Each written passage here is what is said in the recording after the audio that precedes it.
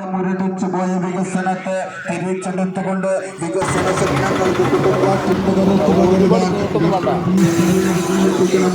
Stethoscope അടയാളത്തിൽ നിങ്ങളുടെ വിലയേറിയ വോട്ടുകൾ രേഖപ്പെടുത്തണമെന്ന്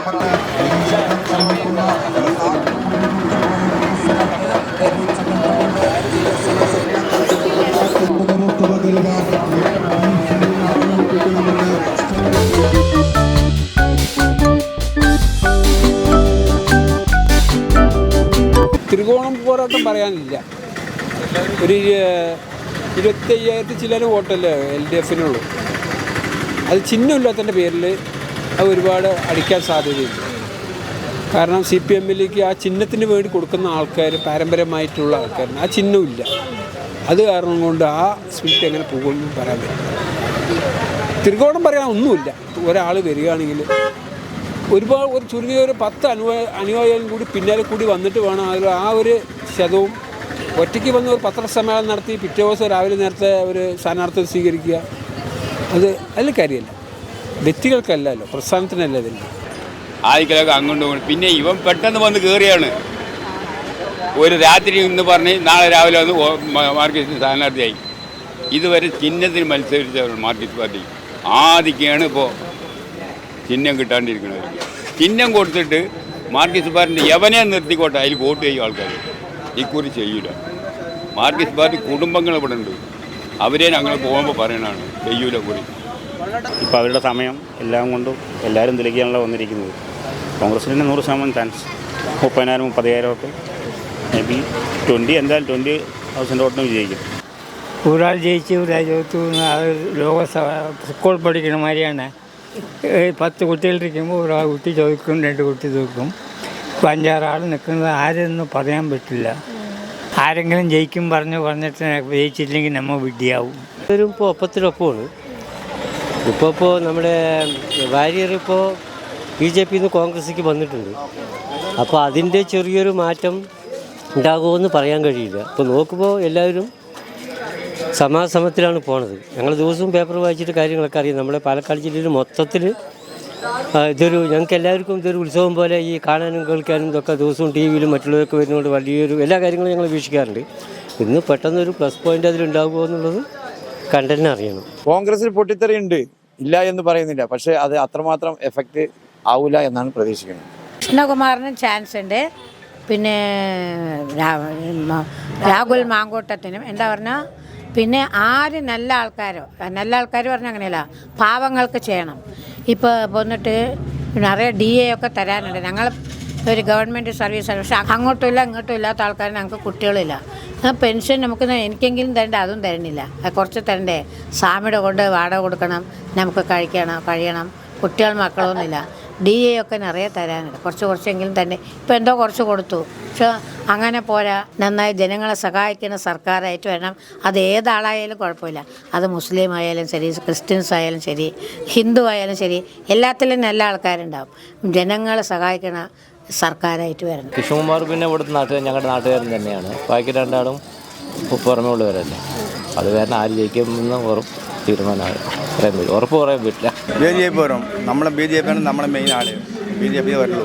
വേറെ നമ്മൾ വോട്ടൊക്കെ BJP തന്നെ. 3 പാർട്ടിയിലും അഭിപ്രായ വ്യത്യാസങ്ങളും ഗ്രൂപ്പുകളിലും ഉണ്ടായിരുന്നു. ഇപ്പോൾ എല്ലാം അവസാനം വന്ന് നോക്കുമ്പോൾ ഇപ്പോൾ കോൺഗ്രസിൻ്റെ ഇപ്പോൾ ഇന്ന് സന്ദീപ് വാര്യർ ഇങ്ങോട്ട് കയറി. അതേപോലെ ഒരു റെയ്ഡ് നടത്തിയതിൻ്റെ പേരിലുള്ള അപാകത രണ്ടും കൂടിയുള്ളൂ. അതിലും ഒരു ട്രെൻഡ് ഇതായത്. പിന്നെ CPMനെ സംബന്ധിച്ചുള്ള 3ാം സ്ഥാനത്താണ്. മത്സരം BJPയും കോൺഗ്രസും ആണെങ്കിൽ കൂടി ഈ ഒരു ട്രെൻഡ് വന്ന കാരണം കൊണ്ടുള്ള മൂന്നോക്കം രാഹുൽ മാങ്കോട്ടത്തിനാണ്. பாலக்காட்டில் ஒன்றுமே சொல்ல முடியாது.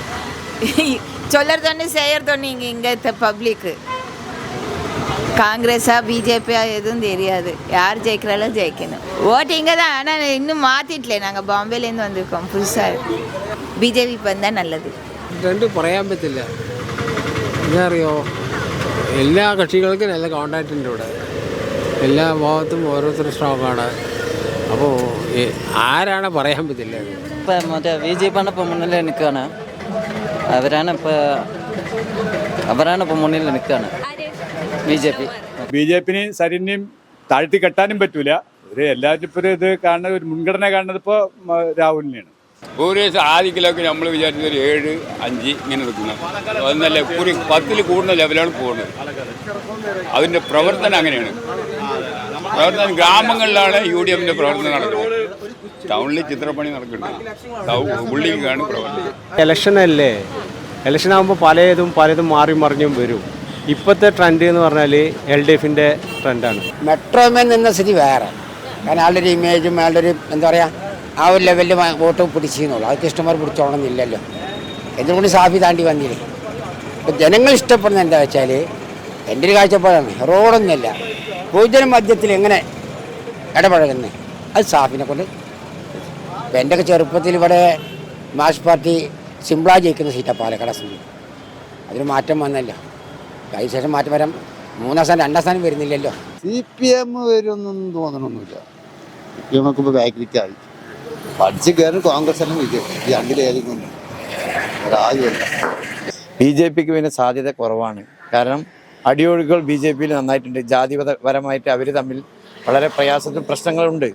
അപ്പോൾ അതൊക്കെ വോട്ടിന് ബാധിക്കും. ഒരു 20,000 വോട്ടിൻ്റെ മുകളിൽ ജയിക്കാൻ ചാൻസ് ഉണ്ട് രാഹുൽ മാങ്കൂട്ടം. ഷാഫി പറമ്പിൽ 13 വർഷമായിട്ടും ഇവിടെ ഒന്നും ഉണ്ടാക്കിയിട്ടില്ല. സത്യം പറഞ്ഞാൽ ഇവർക്ക് പറയാൻ ടൗൺ ഹാൾ പൊളിച്ചിട്ടിരിക്കണോ, ഒരു ഇന്ദിരാഗാന്ധി സ്റ്റേഡിയം ഉണ്ട് അവരുടെ പേരിൽ, ഒന്നുമില്ല. ഇപ്പോൾ മെഡിക്കൽ കോളേജ് ഉണ്ടെന്ന് പറയണോ, അതിലൊരു വികസനം ഇല്ല. അതിൽ അവിടെ ഒരു ഒന്നുമില്ല. ഇപ്പോൾ എന്തെങ്കിലും ഹോസ്പിറ്റൽ കേസ് വന്നാലും കൂടി ഡയറക്റ്റ് കോയമ്പത്തൂരേക്കും ജൂബിലി മിഷനിലേക്ക് പോകേണ്ട അവസ്ഥയുണ്ട് പാലക്കാട്ടിൽ. ഇഷ്ടംമാരൊന്നും കുഴപ്പമില്ല. എന്നാലും കൂടി ഒരു നേരത്തൊക്കെ മത്സരിച്ച ആളല്ലേ, ഒരു പുതുമുഖം ആരെങ്കിലും വന്ന് നിർത്തിയിട്ടുണ്ടെങ്കിൽ ഒന്നും കൂടി ടൈറ്റ് ആയിട്ടുണ്ടാവും. രാഹുൽ വന്നാൽ ഞങ്ങളുടെ ആ ഭാഗത്തുള്ള ഒരു പുളിമരമുണ്ട്, അവിടെ ജനങ്ങൾ കൂടി നിൽക്കും രാഹുലിനെ കാണാനും. അതുപോലെ തന്നെ സാഫി വന്നാലും ശരി, സാഫിനെ കാണാനും അങ്ങനെ തന്നെ. ഷാഫിയുടെ സാന്നിധ്യം രാഹുലിന് ഗുണം ചെയ്യുമോ ചോദിച്ചാൽ ചെയ്യുമായിരിക്കാം. ഇല്ല, അവർ എല്ലാം ഒരേ പാർട്ടിക്കാരല്ലേ, അതുകൊണ്ട് അത് ചിലപ്പോൾ അതും നടന്നു എന്ന് വരും. രാഹുൽ മാങ്കൂട്ടത്തിൽ BJPക്ക് ഇയാൾക്ക് ഒരുപാട് പേരുകളുണ്ട്. ഇവിടെ മുനിസിപ്പാലിറ്റിയിൽ ഒരുപാട് സാധനം ഒന്നും ചെയ്തിട്ടില്ല ഇവരിവിടെ. പൊതുവെ ഇവിടെ BJPക്ക് കുറച്ച് കൃഷ്ണകുമാറിന് മഹാമോശമാണ്. എന്താ പറയുക, അഭിപ്രായമല്ല അയാൾക്ക്. മുനിസിപ്പാലിറ്റിക്ക് നിൽക്കും, പഞ്ചായത്തിലേക്ക് നിൽക്കും, ലോകസഭയ്ക്ക് നിൽക്കും, അസംബ്ലിക്ക് നിൽക്കും, ജയിക്കൂല. പാലക്കാട്ടെ വോട്ടർമാർ കൃത്യമായ രാഷ്ട്രീയ നിരീക്ഷണത്തോടെ തന്നെയാണ് പാലക്കാട് നിയമസഭാ ഉപതെരഞ്ഞെടുപ്പിനെ സമീപിക്കുന്നത്. ഈ സാഹചര്യം എങ്ങനെയായിരിക്കുമെന്ന് പാലക്കാട്ടെ വോട്ടർമാർ പ്രതികരിച്ചും കഴിഞ്ഞു. പാലക്കാട് തെരഞ്ഞെടുപ്പ് നടക്കുന്നത് 20-നാണ്. ഇനി അതിന് മണിക്കൂറുകൾ മാത്രമാണ് അവശേഷിക്കുന്നത്. 23-ന് നമുക്ക് ആര് വിജയിക്കുമെന്ന് നേരിട്ട് കണ്ടറിയാം. പാലക്കാട് നിന്നും ക്യാമറാമാൻ പ്യാർലാലിനൊപ്പം വൈഷ്ണവ് പ്രഭാകരൻ, മെട്രോ പോസ്റ്റ്.